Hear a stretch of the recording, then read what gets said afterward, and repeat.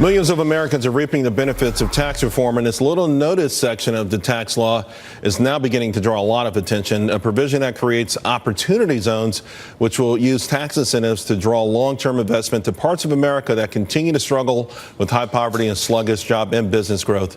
Republican Senator Tim Scott of South Carolina included the zones into the law. He joins us now for a Fox Business exclusive. Senator Scott, thank you very much. I know you're very busy. Good to be with you. It's good to have you because you deserve an enormous amount of credit for getting this inserted into the tax law. And it's the kind of thing I think, obviously, if you were in a different political party, you'd be on the cover of Time magazine. Instead, we're going to try to educate the public on how these opportunity zones work.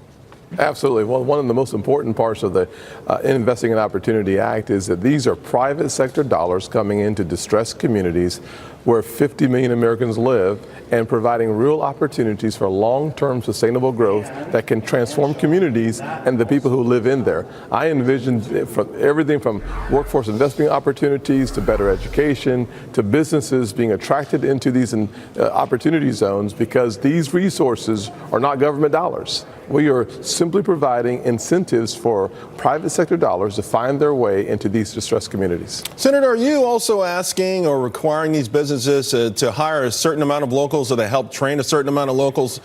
Because one of my fears sometimes with opportunity zones in the past is you'll have this oasis in an impoverished area and they ship in all the good jobs and maybe some of the locals get to be secretary or you know whatever, but they don't get to learn the kind of things that are building blocks for ultimate success for themselves. Charles, you make a very good point. What we've seen happen in South Carolina in two specific locations, if we were to target those locations for opportunity zones, we would see in Newberry County where a new plant located in an area where there was a loss of a major employer, 51% of the folks who work at that plant now come from Newberry County, and 90% of the folks come from a metropolitan area around the county. In Spartanburg, we've seen the same type of success where existing residents have become a part of the board of directors for this next wave of opportunities. So what we hope to see is a real investment of time, talent, and treasure into these areas, and by doing so, they will excavate the hidden talent in these communities and put them to work right in their own backyards. Sure, one of the great areas in this economy has been what I've been calling the manufacturing renaissance. I think, very few people saw over 200,000 jobs created in the first year of the Trump administration.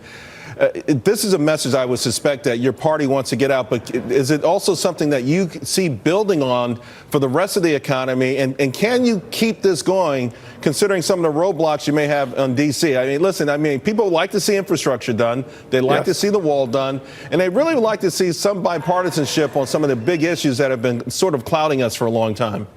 Well, we certainly have an opportunity where we're looking at workforce investment opportunities to see more folks go to work. We have 6 million jobs open in America today, and 75% of those jobs do not require a 4-year education.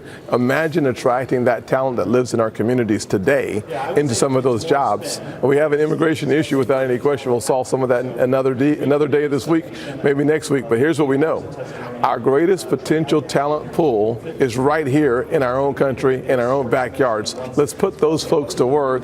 Let's continue to reduce the unemployment rates of people of color and find ways to attract the rural folks back into the mainstream working areas where we need them. Because whether you're in the rural area or inner cities, if you have high unemployment, Investing in Opportunity Act will attract more capital into your neighborhoods, and we'll see our country benefit from that. Once again, I applaud you. I saw it right away, and I'm glad that you are now getting the recognition for this because it is something sorely needed. Senator Scott, thank you very much for your time tonight. Thank you. Appreciate it.